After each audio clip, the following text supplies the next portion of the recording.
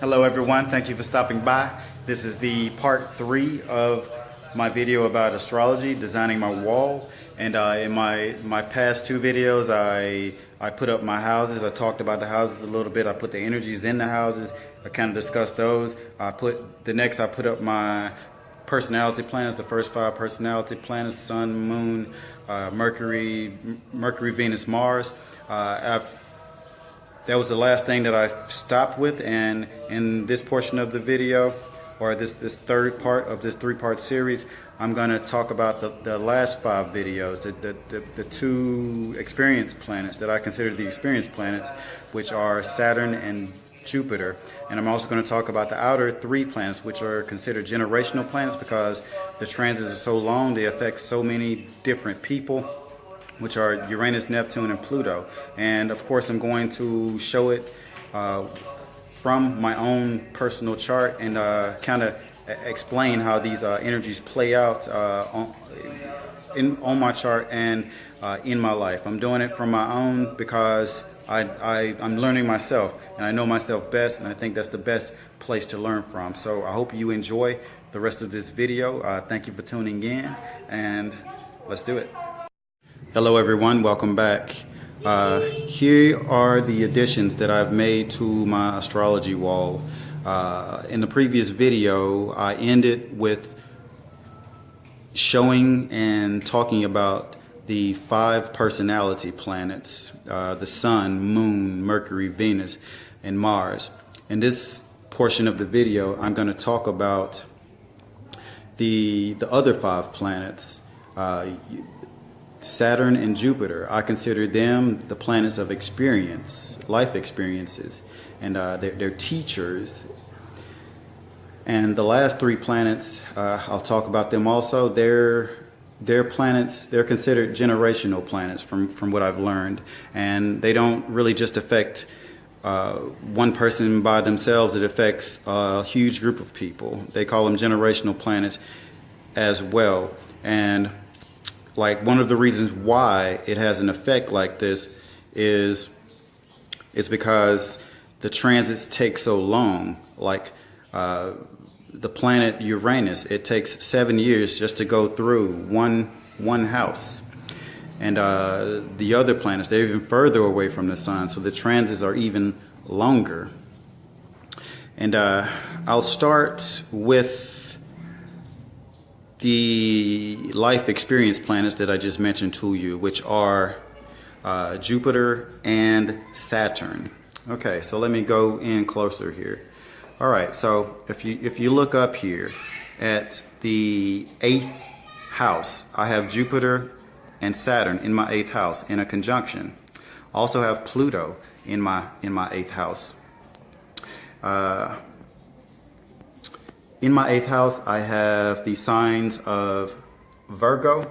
Virgo is the dominating energy and is ruled by Mercury. So this house is really affected by Mercury movements throughout the rest of the chart, and also have Libra energy within my 8th house.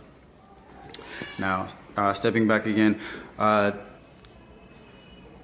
done a video about Jupiter before, and I chose to do a video about Jupiter first because the effects that Jupiter has had on my life were so easy to see. It was like what caught my attention and got me even believing and wanting to analyze this any further about astrology. And Jupiter is the planet of abundance. It's the planet of wealth, the planet of knowledge. It really gives you like a lot of things that are seemingly free, but they're not free, because keep in mind, whatever you get, like if you get something in one of your houses, it's taking away from another area in your life. So you're getting something in that part of your life, but other parts of your life is going to suffer because of the abundance that you got in one other part of your life. So keep that in mind. Like when you're talking about like one energy and its effect on one part of your life, that that part of your life, if it's getting something, it's pulling from somewhere else. So, it's a balanced system. So nothing works in isolation. All right, so if you look up here, Jupiter's in my 8th house, and it's conjuncted with Saturn. And a little bit about Saturn. Saturn is like the opposite of Jupiter. Jupiter and Saturn they go together. They go together like Venus and Mars. Like masculine, feminine. Jupiter and Saturn are that way. So I guess you consider Jupiter like gives you things, but Saturn makes you really work for them. And Saturn's all about discipline, hard work, dedication, and reality checks. Like when Saturn comes into your house, it means that you're going to do lots of work, and you're going to be put in situations where you must focus, you must stay vigilant, or things could crumble. And that sounds like it's not fun, right? But usually most things that are worth having aren't fun when you're trying to get them. And Saturn's no different.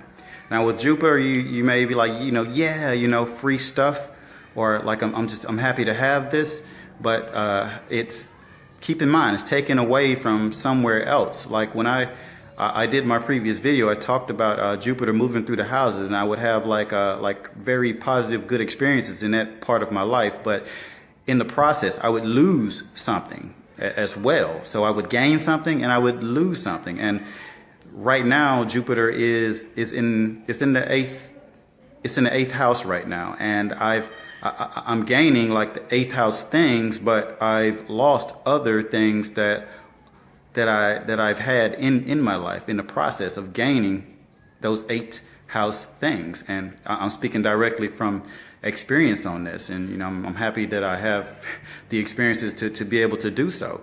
But with Saturn, to me, like a lot of people, like they're happy to have Jupiter, but I'm happy to have Saturn. I appreciate Saturn. I appreciate the hard work because it's going to help me grow. It's going to help me deal with things later in the future. With Jupiter, it can make you become complacent because seemingly it gives you things that you can become lazy and just take things for granted. But with Saturn, if you focus and you work really hard for something, you're going to remember it forever. You're going to remember how you went through it, how you achieved what you got from that situation, and it's going to grow you. It's going to make you a better person. So I admire Saturn. I appreciate Saturn. Jupiter, it takes about 12 or 13 months to make a complete trip around the sun. Saturn, it takes about 2.5 years within a house, which it takes about 30 years to go completely around the sun. And some people consider like you're at full maturity when you're 30 years old because you've had all the hardships, all the reality checks all the way around the chart, because Saturn has gone through all of your houses, in 29 years, 30 years, however, the time that it takes to go completely around the sun. And if you notice, my Jupiter and Saturn, and also Pluto, they're in the sign of Libra, and that's all about partnerships. So I have partnership, one-on-one partnership energy in my 8th house. So I'll have like a lot of experiences with that. That's the type of energy I guess I work best with, I thrive with in this department of my life. And if you look at Jupiter and Saturn, they're in a conjunction. That means they're directly lined up together. In a situation like that, the energy of each planet, it turns into a whole new energy. The energies combine and they turn to like a whole new different energy. They're not just Jupiter and Saturn, they're Jupiter, Saturn together as one united energy, and the energy totally changes. I guess you have to combine the characteristics of each planet to get like a understanding of the new energy that's formed in a conjunction like here. And I guess, like thinking right off the top of my head, I guess this energy combined would be like abundant, structured abundance, or like a lot of like situation, lots of situations that really make me have to focus in order to get gains from them. Or maybe you could see it as like lots of hardships, if you want to look at it as hardships. But I look at it as just training and becoming better. Life. We live life with the experiences. All of it isn't perfect. All of it isn't just fairy tale stuff. Yeah, I have those energies in Libra, and I won't go too deep into the theory about like how the sign in the house and how the planet within that sign plays out. I don't want to analyze myself too much here. I'll just go on to the next planet that's in my 8th house. If you notice, my 8th house is loaded with planets. It has three planets in it, and actually 3 major planets in it. So I guess you can see this part of my life is quite important. And I guess it can also tell you like why I'm so fascinated with the things that I'm fascinated with, and why I talk about them, and why I have this I'm inclined to think about this stuff and want to know more, because I think it's in my nature, and I think this kind of shows it. And my other packed house, I showed you before, it's my 1st house, my house of personality. It has 4 planets in it, the 4 personality planets in it. But over here we have Pluto. Pluto's the last planet. Pluto's a lingering energy. It's a generational planet. It affects lots of people all at the same time. Like it's just like the other planets, they kind of just affect you, and maybe they affect you. But with Pluto, it affects like a huge amount of people, because the transits take so long, and the longer the transits take, the more people the energies can affect. That's one reason for this. But with Pluto is all about power. It's about power. It's about being reborn. It's about completely destroying like the older version of something in order to create a newer version. And it's about rebirth. It's right at home in this house, because this is 8th house is Scorpio energy, and this house, and also the sign of Scorpio, is all about living, dying, rebirth, transforming into something else. And I guess you could look at Pluto as that energy on steroids. Like it's not going to just, it's going to transform you in a way, it's going to completely destroy everything that came before it. So you have no choice but to become something new. All right, so I'll move on out of this house. So much to talk about, but it would go beyond the scope of this video. If you look here, my 9th house, which is the house of, it's a Sagittarian house, it's a house of higher learning, philosophy, religion, travel, and things of this nature. It's empty, but it has Scorpio energy in it, and Libra is the leading energy in this house, and Libra is ruled by Venus. So the planet Venus will have a major effect on this house for me. And I'll move over here to talk about the next planet, which is in my 10th house. The 10th house is about career and reputation, what you'll be known for in your life. And if you look at my 10th house, I have Scorpio energy, which leads the house right here, and I have Sagittarius energy in the rest of the house. But Scorpio is the leading energy in this house, and the planet that rules Scorpio is Mars, and also Pluto. Pluto's the leading energy that rules this house. So that the affairs of this house will be tied to where Pluto is. And in the house we have the planet Uranus, and Uranus is in Sagittarius energy.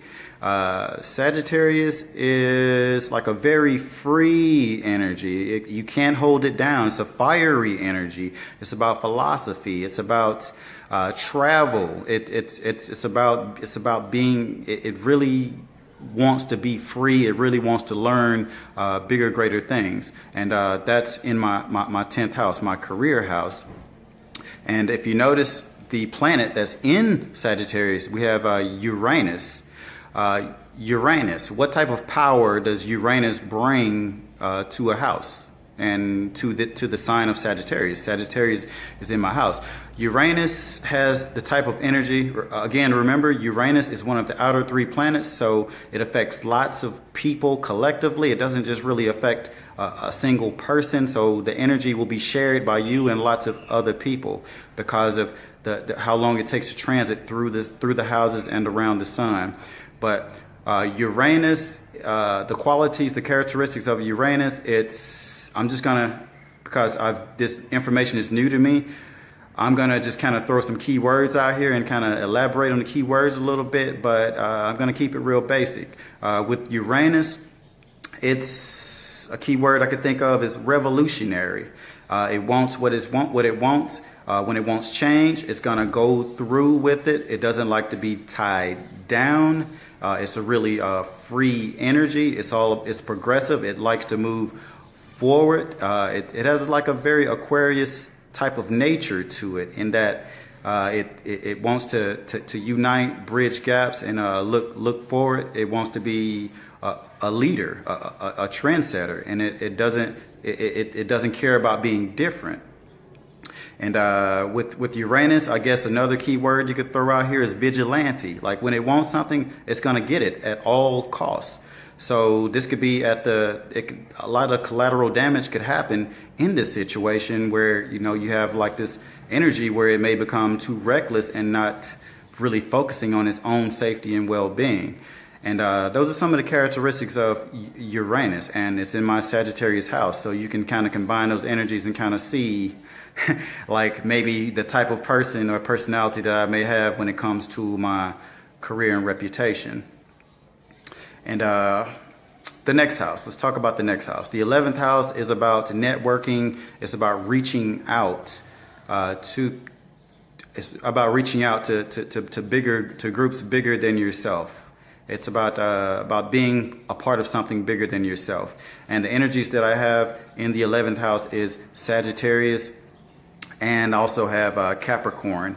Sagittarius is the leading energy. It's led by Jupiter. So wherever Jupiter goes is going to affect what happens in this house. And the first planet, or the only planet that's in my 11th house, is Neptune. I guess Neptune would be the feminine version of Uranus. Neptune would be the feminine version of Uranus. Neptune is associated with delusion, imagination, not seeing things clearly, and it's the modern ruler of Pisces. So it's associated with Pisces and 12th house type of things, like spirituality, having faith in something that you don't completely know to be true and tangible. So it's very associated with having faith in things that may not be clear to you. And one of the reasons why it may not be clear to you is because it's associated with like the deep subconscious, the things that we have deep within ourselves that we can't really see. It's there, it's guiding us, and it exists, but because you can't put it in a box, pin it down, or tell exactly what it is, people kind of like to call it just like delusion, and kind of write it off as something that's not real, not that doesn't really with this planet, people, it lacks understanding, so it doesn't get the credit that it deserves as being authentic and being real. The planet Neptune is associated, remember it's generational, it affects a lot of people, is associated with things like photography. Like when photography was invented, photography, I got this information from another video, by the way. I'm still learning, so it's coming directly from me. But with this planet, it's associated with photography. Photography is associated with illusions. Like anyone can like take a picture and just, you know, make it into something else that it's not. And Neptune is very much like that. It's about like putting you in like a cloudy situation that isn't. It's maybe smoke and mirrors.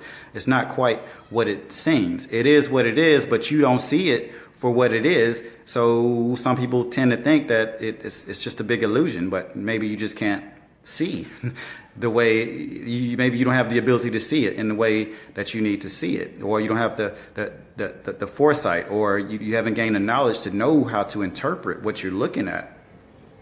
But Neptune is also associated with the internet. Like when the internet came around, it just like photography, lots of illusions. Like nothing is what it seems when it comes to the internet. Like anyone can put a mask on and show you something that's not really true and make it look really impressive and make it look real, but it's an illusion. It's just what you see. It's not, you're not like in the flesh, like dealing with the situation, which would just completely make it totally different. And these type of things are associated with the planet Neptune. All right, so this video, it got long really quick, and I don't want to go too far past 20 minutes. So I'll make maybe I'll make a part 4 to this video. And I'll talk about more. I'll talk about the present forecast of this video. I wish I could get into deeper things in relation to astrology, but I haven't gotten my knowledge where I want it to be yet. Like I want to talk about stuff like aspects and talk about how the energies interact with one another and how they shape the whole picture. But we're not there yet, but we're going to work hard and we're going to get there. So I say all that to say that I really appreciate you coming by, and thank you so much for watching my video and taking an interest in this video. And I'll make another part of this video. I may or may not. No promises. It depends on how much more I think that I need to cover to make this video more complete. So thank you so much for tuning in, and I love you. You love yourself, and let's stay in touch. Please like, share, subscribe, comment, browse my channel. A lot more to come. I have so much on my mind and so much I would like to share and so much I would like to gain from, everyone. I want to combine our realities and see what we come up with and just, see what happens. So thank you. Bye.